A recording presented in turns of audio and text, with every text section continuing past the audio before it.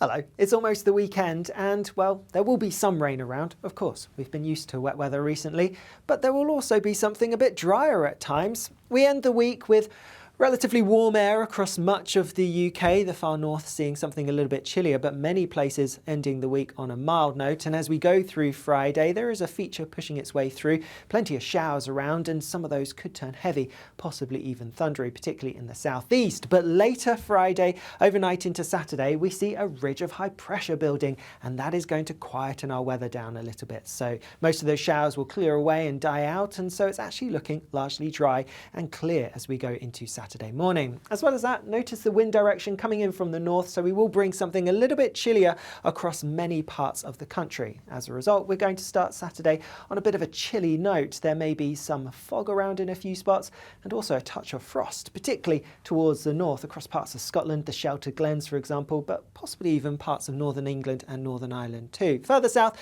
a little bit milder, so most places staying a few degrees above freezing here.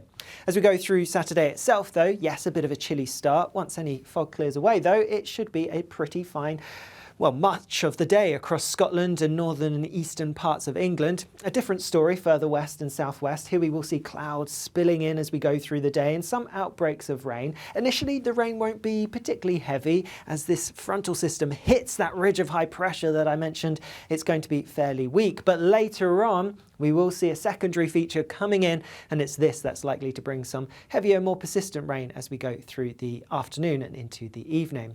We are going to have milder air pushing its way back in, so after a chilly start, temperatures for many will be recovering. Highs of around 14, 15 Celsius, perhaps a touch higher than this towards the south, though not necessarily feeling particularly warm as things cloud over and we start to see the wind strengthening a bit as well.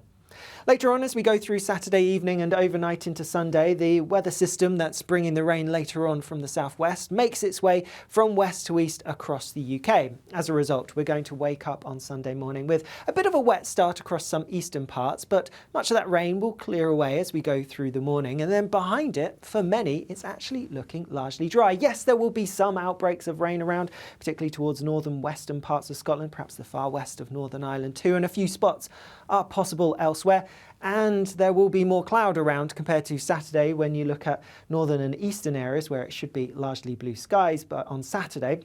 But for many on Sunday, it will be generally quite dry. Notice though, towards the southwest later on here, we are going to have some wet and windy weather pushing its way in, and also towards the northeast of the UK, we could have some strong winds on Sunday too. Elsewhere, the winds shouldn't cause any major problems.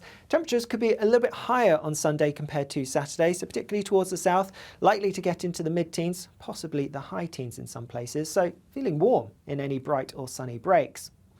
As we go into next week and likely to get off to a bit of a changeable, perhaps unsettled start on Monday, bit of uncertainty about that, and then another area of low pressure set to sweep in from the west, bringing more wet and windy weather as we go through Tuesday, Wednesday times. What happens thereafter? Well, a bit of uncertainty, but there are some signs that we could see something a little bit drier, perhaps even a little bit colder too, but we will keep you up to date with that as we get nearer the time. Now, this coming Sunday is the spring Equilux, and this is the day where we are closest to having 12 hours of daylight. So after the Equilux, days become longer than nights. At spring, the Equilux happens a few days before the Equinox. Now the Equinox is happening on the 20th of March this year. Often it's the 21st, and it would have been if this wasn't a leap year, but because it was, we had an extra day in February, and so the equinox is happening on the 20th. The equinox is the start of astronomical spring, and it marks the point where, when viewed from Earth, the center of the sun crosses the equator. Now, we're often taught that the equinox is when day and nights are equal to length, and so when days become longer than nights. But actually, because the sun appears as a disk in the sky, and so rather than a dot, once the top of the sun pops its head above the horizon at sunrise, we start getting daylight earlier than the center of the sun pops its head above the horizon. As well as that, we get a bit more daylight too at the end of the day for a similar reason at sunset. So that's why in spring, the equilux, the day when we have equal day and night, comes a few days before the spring equinox, and in autumn it's the other way around. The equilux comes a few days after. Otherwise, whatever you're up to this weekend, I do hope you have a great one. Remember, you can stay up to date by subscribing to our YouTube channel. Bye-bye.